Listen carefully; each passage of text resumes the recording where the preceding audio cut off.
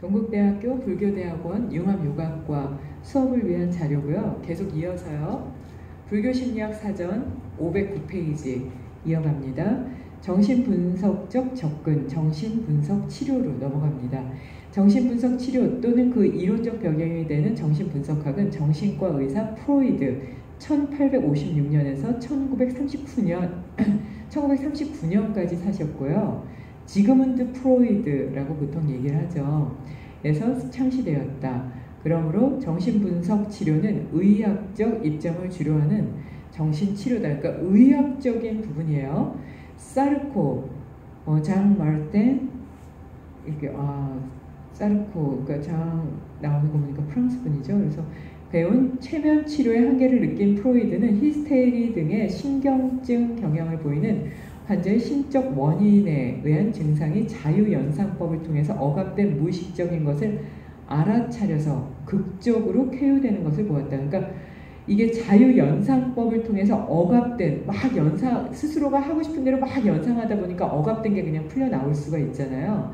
그걸 보면서 극적으로 정말 완전히 좋아졌나 봐요. 그래서 정말 좋아졌다 하는 걸 봤기 때문에 최면 치료의 사르코에게서 이제 배운 거죠. 최면 치료에서 배운 것을 기반으로 해서 자유연상법을 행하셨는데 그 이후 정신분석은 언어연상법에서 컴플렉스의 존재를 드러내는 융의 분석심리학 1875년에서 1961년에 사셨으니까 프로이드와는 조금 차이가 있어도 그렇게 몇십 년 차이죠. 개인을 분할 불가능한 최소 단위로 해서 열등감을 보완하는 지향성을 주목한 아들러. 그러니까 분할 불가능한 최소 단위로 아까 얘기하던 마이크로 심리학처럼 완전히 나누는 거죠. 그렇게 해서 열등감을 보완하는 것을 지향했던, 그러니까 열등감에 포커스를 맞춘 거죠. 아들러의 경우에는요. 최면이라든지 언어라든지, 그러니까 융은 이제 그 언어 연상법으로 컴플렉스를 보통 이제 집중적으로 해서 융은 컴플렉스를 잘 이렇게 집중적으로 치료하는 그런 분석 심리학 쪽에 더 관심을 가졌다면 아들러 같은 경우에는 열등감이요. 컴플렉스와 열등감은 차이가 있죠. 그래서 그 개인을 분할할 때까지 해서 각각 다 항목을 나누어서 그래서 이제 그것을 해결해주는 그런 개인 심리학, 하나하나를 다 나눠야 되니까 개인 심리학이지만 분석 심리학에서도 어떤 일정 정도 연결되는 부분이 있겠죠. 그러니까 이게 사르코에서 최면 치료법이 프로이드로 넘어서 완전히 지워지고 프로이드에서 융으로 가면서 완전히 지워지고 또 융에서 아들러로 가면서 지워진 게 아니라 거기에 맥이 있죠. 첫 번째는 심리치료를 하겠다. 그리고 상대방이 불편하지 않게 그리고 보다 더 직접적으로 치료하겠다는 그 따뜻한 마음은 계속 이어지는 것 같고요. 거기에서 이제 조금 더 앞에서 이게 조금 부족했던 거 아니야 하면서 이제 보태가고 방향을 조금 수정해가는 그런 모습들을 볼 수가 있는데요. 하지만 융과 아들러는 프로이드가 가정한 리비도라는 동인이 성적인 것에 한정된 것에 이론을 제기했어요. 그러니까 반대하는 부분들이 있었죠. 프로이드와 결별하게 돼요.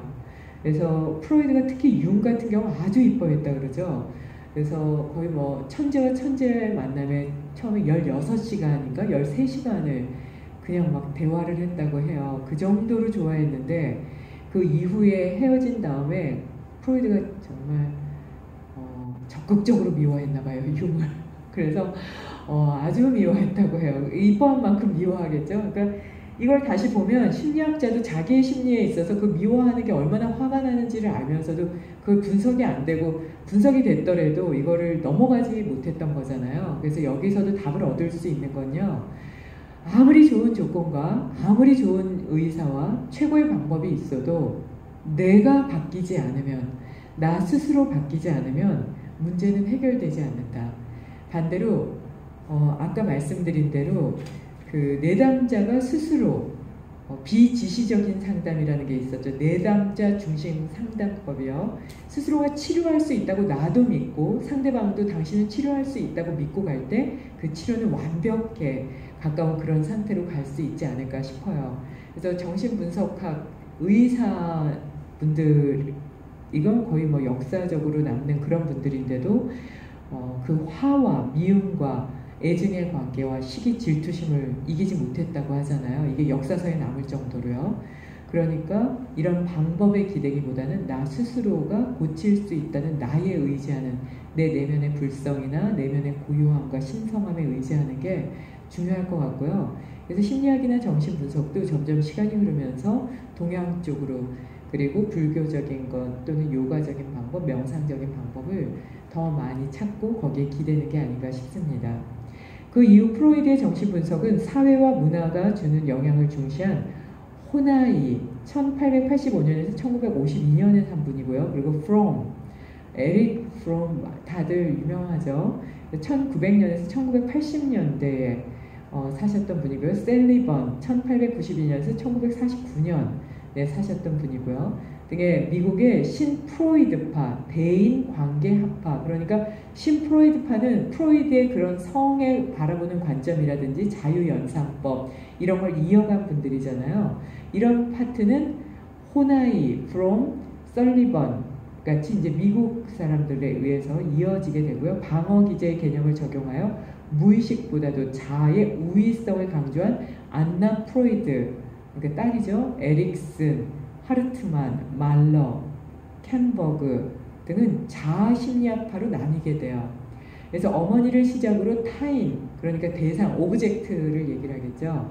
타인과의 관계성을 강조하여 경계성 장애 치료에 커다란 영향을 준 클라인, 이분은 1960년대에 돌아가신 분이고요.